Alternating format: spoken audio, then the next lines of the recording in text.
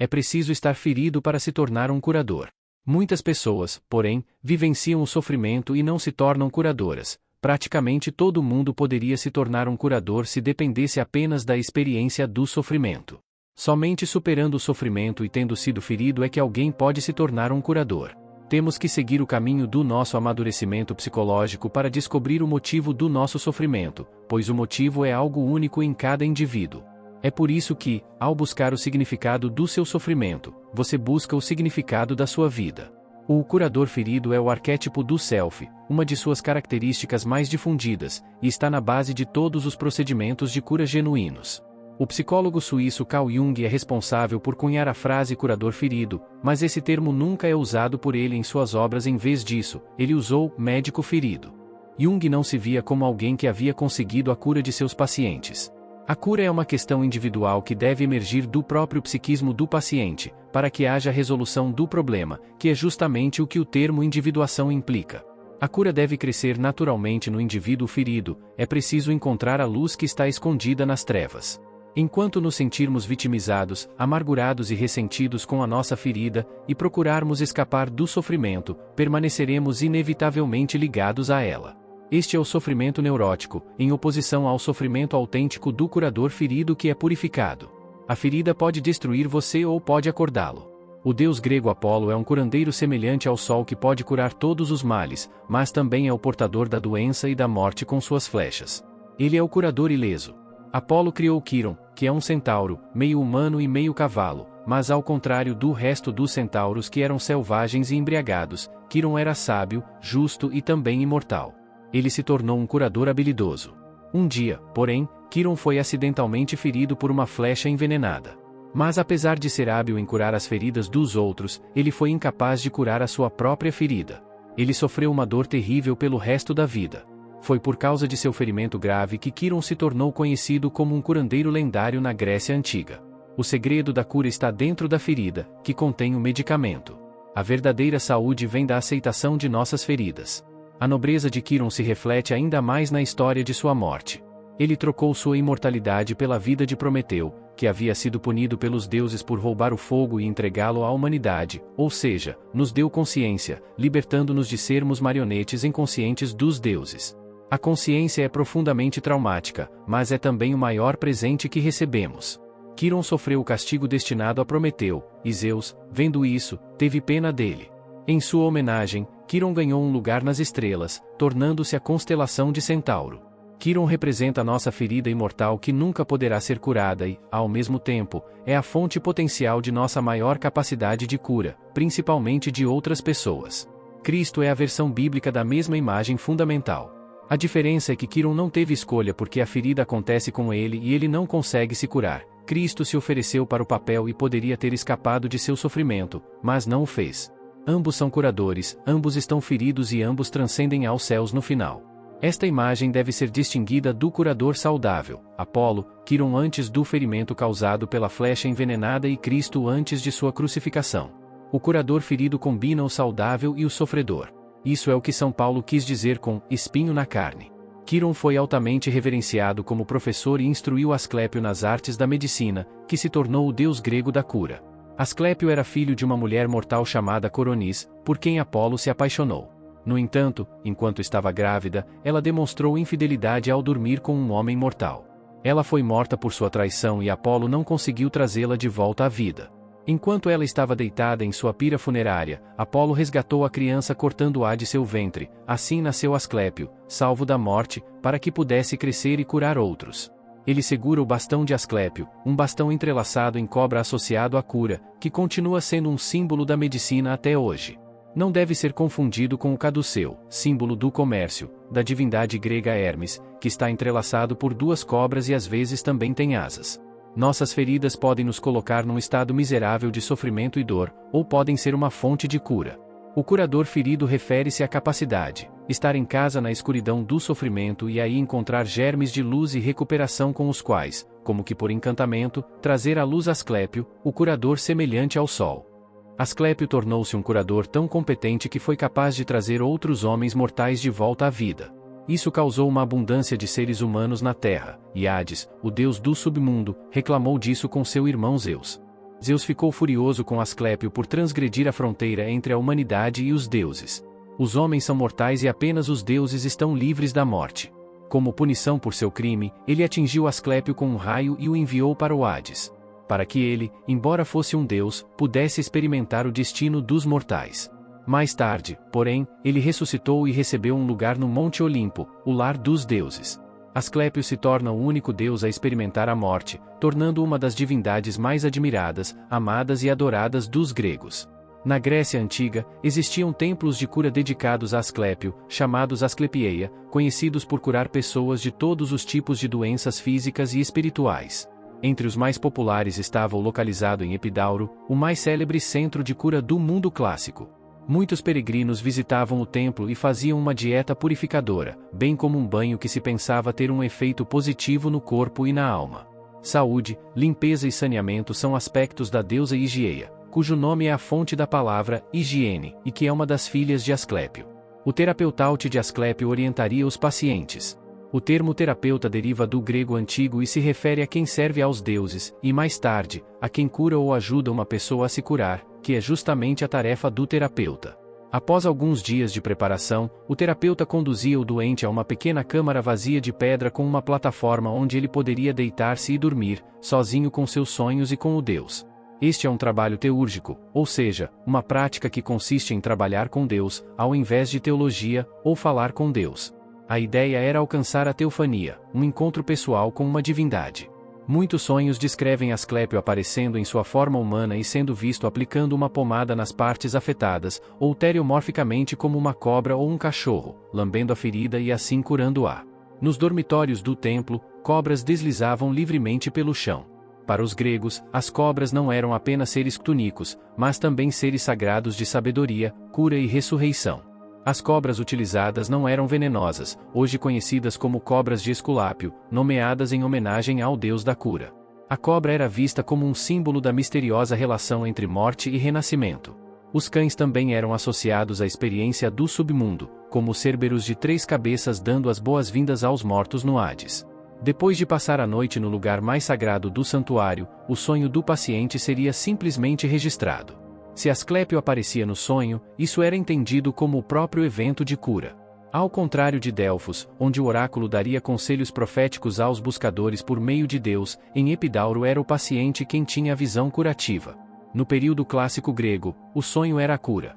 Num período posterior, porém, os sonhos e visões seriam relatados a um terapeuta que prescreveria o processo de cura apropriado, incluindo uma visita aos banhos ou ginásio. Pode-se dizer que foi o primeiro centro psicoterapêutico. Os rituais finais consistiam em um hino, um canto de louvor ao Deus em agradecimento pelo que ele havia dado ao paciente. Finalmente, haveria o sacrifício de um galo como sinal de que a luz do dia venceu a escuridão, a saúde superou a doença. Estes métodos eram conhecidos por serem altamente eficazes, como é evidente por numerosos relatos escritos por pacientes atestando a sua cura e fornecendo relatos detalhados da sua cura.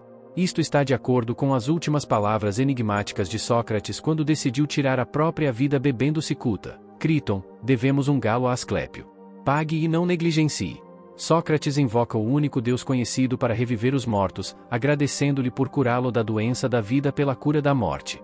Sócrates vive até a morte. A cura de Asclépio proporciona um alívio para aqueles que ainda não estão preparados para a morte. Ele dá tempo para cuidarmos da saúde de nossas almas e nos prepararmos para a inevitabilidade que está por vir. A morte é o grande equalizador. Asclépio não promete que não haverá morte, o objetivo da cura é dar um tempo para se preparar para a morte. Havia uma coroa na cabeça colossal de Asclépio. Uma coroa de ouro sempre representa raios e simboliza o sol. Tal honra, mesmo que lendária, atesta o que na religião viva de Asclépio constituía a natureza de Asclepíade, o verdadeiro médico. Pois o dom médico que os Asclepíades consideravam ter herdado do seu antepassado solar é um dom muito especial, não é um conhecimento religioso nem filosófico, mas é antes uma familiaridade, que nunca pode ser adquirida, com a doença e o processo de recuperação. É uma centelha de conhecimento intuitivo sobre as possibilidades de se elevar das profundezas. Uma centelha que, através da observação, da prática e do treino, pode transformar-se numa arte e ciência elevadas, numa verdadeira arte de curar. Doença e cura não são opostos, mas sim aspectos inseparáveis de um processo mais profundo que está sendo revelado através de sua interação. O curador semelhante ao Sol simboliza que, assim como a luz autogerada do Sol, a fonte última de nossa cura pode ser encontrada dentro de nós mesmos. Para Friedrich Nietzsche, uma morte natural não deve ser lamentada, mas celebrada. Ele escreve: muitos morrem tarde demais e alguns morrem cedo demais. A doutrina ainda soa estranha, morra na hora certa. Com certeza, como poderia a pessoa que nunca vive na hora certa morrer na hora certa? Oxalá ele nunca tivesse nascido. Assim é conselho supérfluo. Todos consideram a morte importante, mas a morte ainda não é uma festa. Ainda não se aprendeu a consagrar as mais belas festas. Eu lhe mostro a morte consumada que se torna um aguilhão e uma promessa para os vivos. O consumado morre à sua morte, vitorioso, rodeado de quem espera e promete. Assim, deveríamos aprender a morrer, e não deveria haver nenhum festival onde tal pessoa moribunda não fizesse juramentos aos vivos. Os gregos acreditavam que a velhice não era uma fase da vida, mas uma fase de transição entre a vida e a morte. Para Jung, faz parte da segunda metade da vida e é psicologicamente tão importante quanto o nascimento. A negação da morte só leva a mais neuroses, a morte é inevitável e lutar contra ela é lutar contra a própria vida. Assim como um jovem precisa aprender a viver, um velho precisa aceitar a morte. Para isso, é preciso ter um mito pessoal, que é criado pela observação de nossa vida interior por meio de sonhos, imaginação ativa, intuições e sincronicidades. Jung escreve: a morte é um interesse importante, especialmente para uma pessoa idosa. Uma pergunta categórica está sendo feita a ele e ele tem a obrigação de respondê-la. Para este fim, ele deveria ter um mito sobre a morte, pois a razão não lhe mostra nada além do poço escuro em que ele está descendo. O mito, contudo, pode evocar-lhe outras imagens, imagens úteis e enriquecedoras da vida na terra dos mortos. Se ele acredita neles, ou os cumprimenta com alguma credibilidade, ele está tão certo ou tão errado quanto alguém que não acredita neles. Mas enquanto o homem que se desespera marcha em direção ao nada, aquele que depositou sua fé no arquétipo segue os rastros da vida e vive até a morte. Ambos, é certo, permanecem na incerteza, mas um vive contra os seus instintos, o outro com eles. Toda a psicologia de Jung se baseia na existência de oposições psíquicas na psique humana. É a tensão dos opostos que dá origem à nossa totalidade. O princípio enantiodrômico da união dos opostos abre um caminho para o eu. Existem duas fases na vida. A primeira fase em que somos orientados para fora e a segunda fase em que nosso foco muda para dentro durante a meia-idade. A individuação é uma reconciliação da vida interior e exterior. Os processos reais de individuação, a aceitação consciente do próprio centro interno, núcleo psíquico, ou self, geralmente começam com um ferimento da personalidade e o sofrimento que o acompanha. Este choque inicial equivale a uma espécie de chamado, embora nem sempre seja reconhecido como tal. Precisamos aprender com nossas próprias experiências de estar feridos, para nos libertarmos do que pode ser a doença mais grave de todas, a fantasia de uma saúde sem feridas, uma vida sem morte. Aqueles com uma carreira de cura acabam profundamente feridos ou até morrem, como mostram as histórias de Quiron, Asclépio e Cristo. É fato que se alguém assumir o papel de curador, em algum momento ficará gravemente ferido. Tornar-se individualizado não é uma tarefa fácil, é um processo muito doloroso, equivalente a carregar a nossa própria cruz como Cristo fez no seu caminho para ser crucificado. A ferida é a nossa iniciação no nosso eu fragmentado, é o chamado à aventura que dá início à jornada do herói. A principal façanha do herói é superar o monstro das trevas, é o tão esperado e esperado triunfo da consciência sobre o inconsciente. Quando o herói vence o monstro, ele encontra o tesouro, a princesa, o elixir da vida, etc., que são metáforas psicológicas para os verdadeiros sentimentos e potencial único de alguém. Jung escreveu: nos mitos, o herói é aquele que vence o dragão, não aquele que é devorado por ele. E ainda assim ambos têm que lidar com o mesmo dragão. Além disso, ele não é um herói que nunca conheceu o dragão, ou que, se o viu uma vez, declarou depois que não viu nada. Da mesma forma, só quem se arriscou na luta com o dragão e não se deixa vencer por ele ganha o tesouro difícil de alcançar. Só ele tem uma reivindicação genuína de autoconfiança, pois enfrentou o terreno sombrio do seu eu e, assim, ganhou a si mesmo. Ele adquiriu o direito de acreditar que será capaz de superar todas as ameaças futuras pelos mesmos meios. O mitólogo Joseph Campbell expandiu as ideias de Jung com sua concepção popular da jornada do herói, que não é apenas uma história, mas um mito profundamente enraizado que explica a condição humana. O chamado à aventura ocorre quando estamos separados do nosso mundo comum de conforto e devemos trilhar um território desconhecido e perigoso, o que causa ansiedade. Isto muitas vezes leva à recusa, o que deteriora lentamente a vida e os relacionamentos. Chega um ponto em que as feridas se tornam insuportáveis e é preciso cuidar delas. Passar pela nossa ferida é uma experiência genuína de morte, pois o nosso antigo eu morre no processo, enquanto um novo eu, mais expansivo e fortalecido, nasce. Em seu livro O Sagrado e o Profano, A Natureza da Religião, o historiador romeno da religião Mircea Eliade descreve o sagrado e o profano como duas situações existenciais assumidas pela humanidade ao longo da história. Na perspectiva do pensamento religioso, a manifestação do sagrado, hierofania, é o que dá sentido, estrutura e orientação ao mundo. O sagrado é semelhante ao mundo platônico das formas, que existem além do espaço e do tempo. É o lar do universal, do imortal e do eterno. O profano, por outro lado, contém tudo o que é concreto, mortal e temporal. Por ser um lugar de constante transformação, é um lugar de decadência e morte. Eliade usa o termo arquétipo, não confundir com a definição de Jung, para expressar as manifestações do sagrado, às quais temos acesso pela repetição, imitação e participação nos padrões divinos. O comportamento religioso não apenas comemora, mas também participa de eventos sagrados. Nossos ancestrais interagiram com o sagrado, pois sem ele o homem não passa de pó e cinzas. No entanto, o sagrado também produz um sentimento de terror diante do seu mistério inspirador, Mysterium Tremendum, e de medo religioso diante do mistério fascinante, Mysterium Fascinans, em que floresce a plenitude perfeita do ser. Todas essas são experiências luminosas, induzidas pela revelação do divino. Por mais que tenha desacralizado o mundo, o homem que optou por uma vida profana nunca consegue eliminar completamente o seu comportamento religioso. Celebrações e rituais retratam a ideia do que Eliade chama de eterno retorno, ou seja, uma reconexão com a era mítica.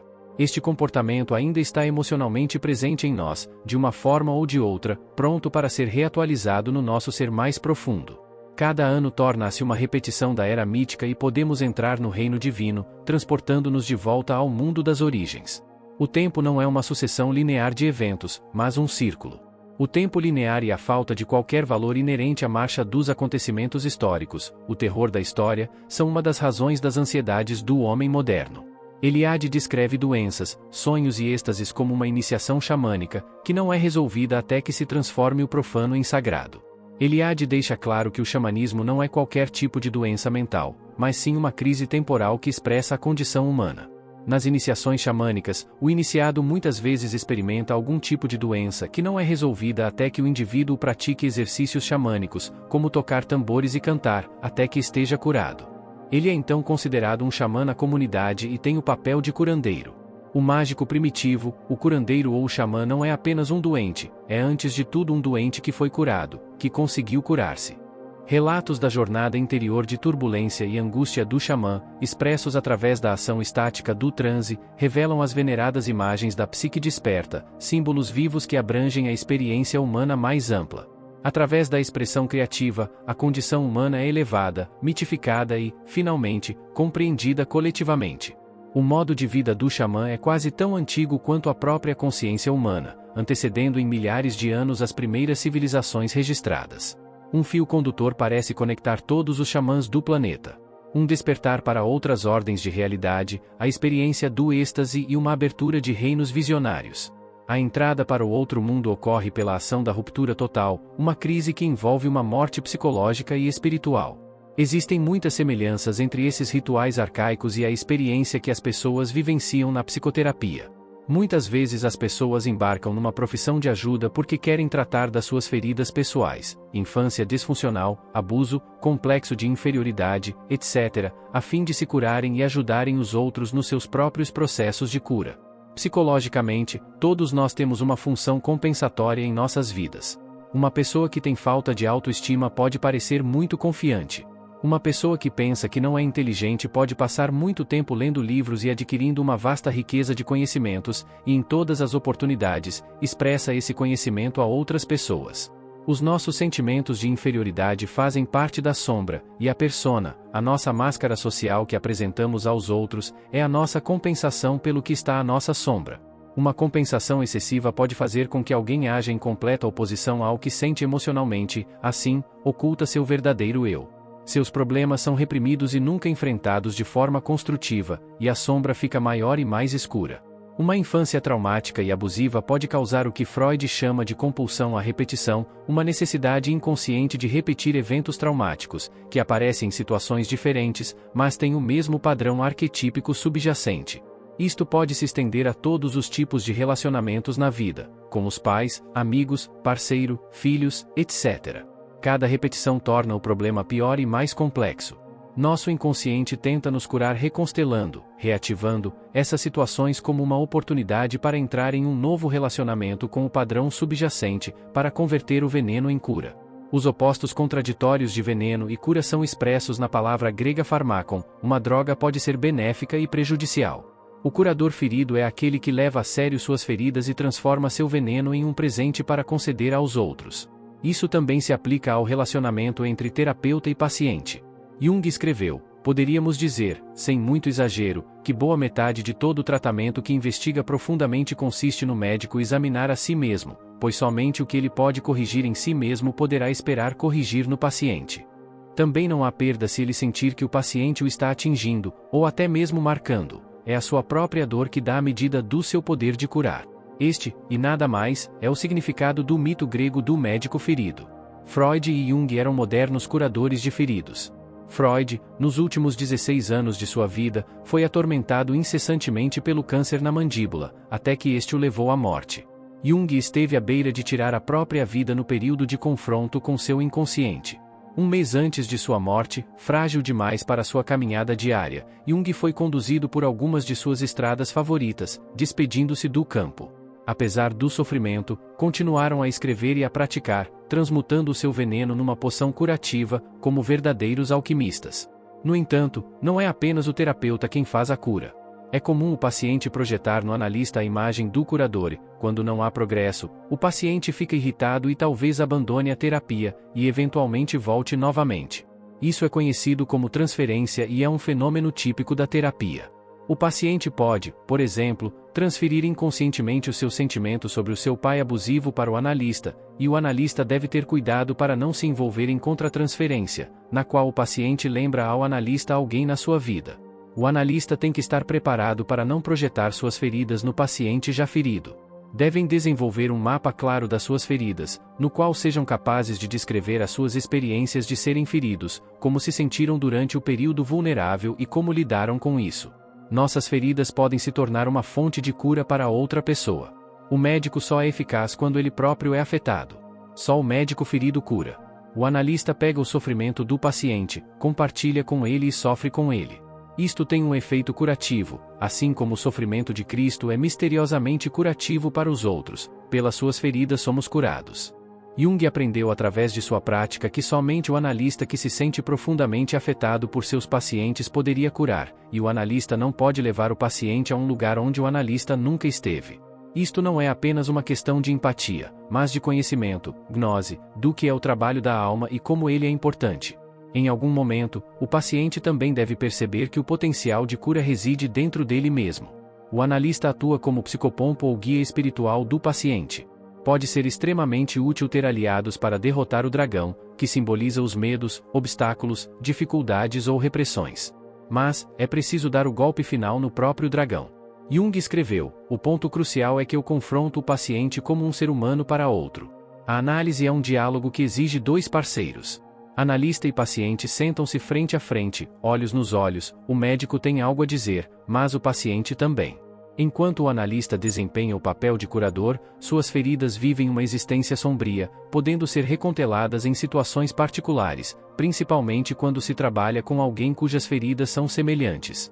A sombra do paciente ferido, por outro lado, é o seu curador interior.